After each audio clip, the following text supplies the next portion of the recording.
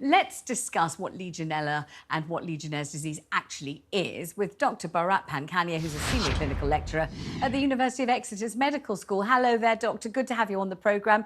So if the water on the Bibby Stockholm has Legionella or bacteria in it, what does that mean and what happens if you end up drinking it or cleaning your teeth with it or something?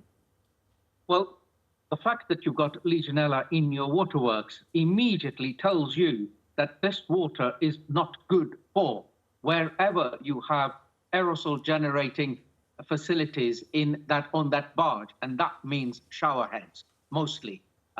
Drinking the water and brushing your teeth with it is lower risk compared to having showers with it. The infection is spread by what we call aerosol route. It's not a widely dispersed aerosol route, but it is through that shower, you inhale the bacteria, it gives you pneumonia. Some people can get severe pneumonia, end up in ITU, some people die. Mostly older people, men more than women, people who smoke, and people who have immune deficiency.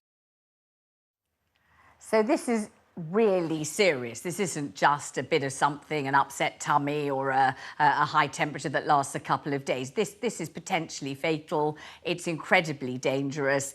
How common is it for Legionella to be present on barges and ships and places like that, Doctor? It's everywhere. This is why hotels are under strict regulations to have their water supplies safe. And buildings also have those health and safety executive regulations to make sure that their water supply is safe. And to have it on a barge like this is a disaster waiting to happen. And I promise you, Vanessa, this cannot be fixed overnight. Oh, that was my next question. I was going to say, how long would it take? How difficult is it?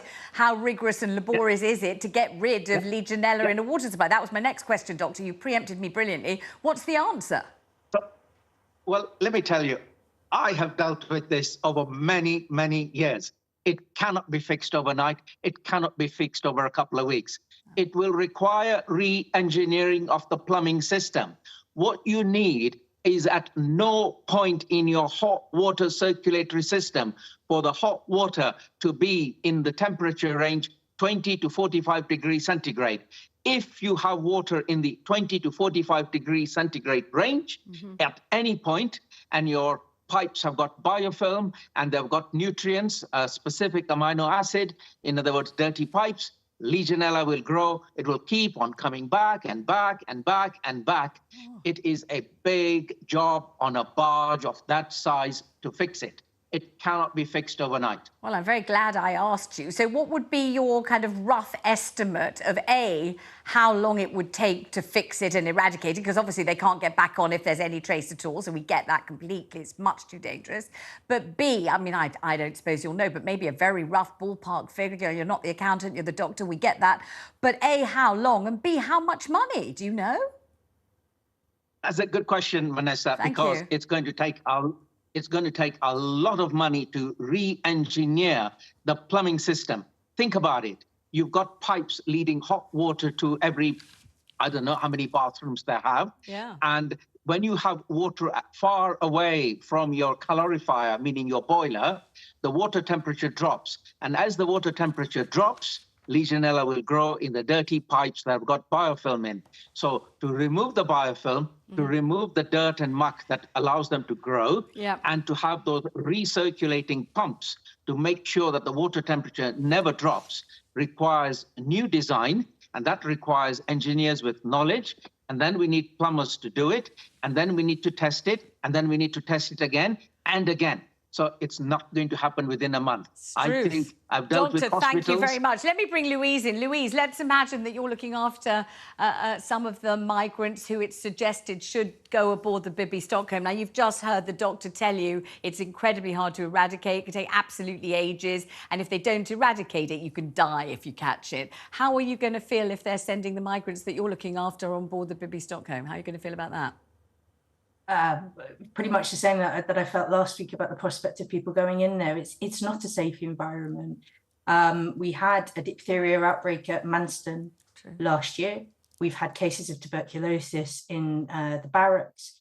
And indeed, yesterday, the Indy revealed that someone under treatment with TB was being planned to be moved to the barracks. That warning from the Fire Brigades Union stands. And they requested a meeting with the Home Secretary. She hasn't even replied to their letter. The warning from the UK Health Security Agency stands. There's been no discernible effort to address the risks, or indeed address the risks from Amnesty International. And the last time this boat was used for migrants. And it, as I said, it fundamentally isn't solving any of the problems in our asylum and migration system. And it fundamentally will not stop people crossing in small boats, particularly given the vast majority of people being accommodated in the barge, of that 39 people, didn't actually cross on small boats at all. They crossed on aeroplanes, they were regular travellers.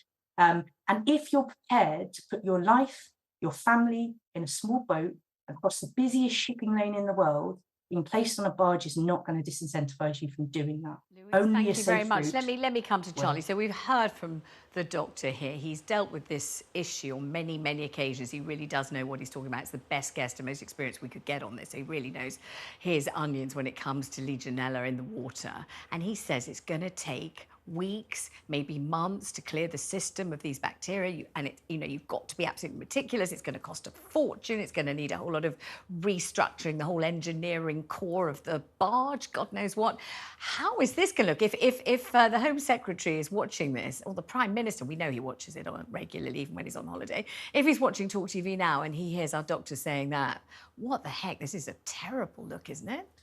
Well, if he was watching, I think, he'd be straight on the phone to the Home Secretary and ask her exactly that question. What on earth is going on? And what happens now? Because... But the point is that barge is going to be loitering about in Portland for what feels like forever, isn't it? With no one on it. Well, it was a grim picture that the doctor painted there, and I don't know what the contract is, so I don't know what the service is that they can do. I don't know whether they've already started work or whether there's, what the sample of the test that came back and how much that could spread, because hotels, as the doctor was right to say, I think this is present everywhere and it's present in hotels. So if hotels isn't the answer either, then you've got to ask yourself, what is the answer to this? Yeah, but the point is, it's not a quick thing. It's not a quick thing. It's not like they can go in with a J-cloth and a bit of Vim and Omo and give it the once over and it'll be fine. It's obviously not like that at all. So this is going to be a lingering embarrassment, a lingering problem, a lingering concern. Charlie, thank you so much. Thanks, Louise. Thank you, Doctor, very much indeed. You can give me a call on this one. You might be just as shocked as we are on this subject.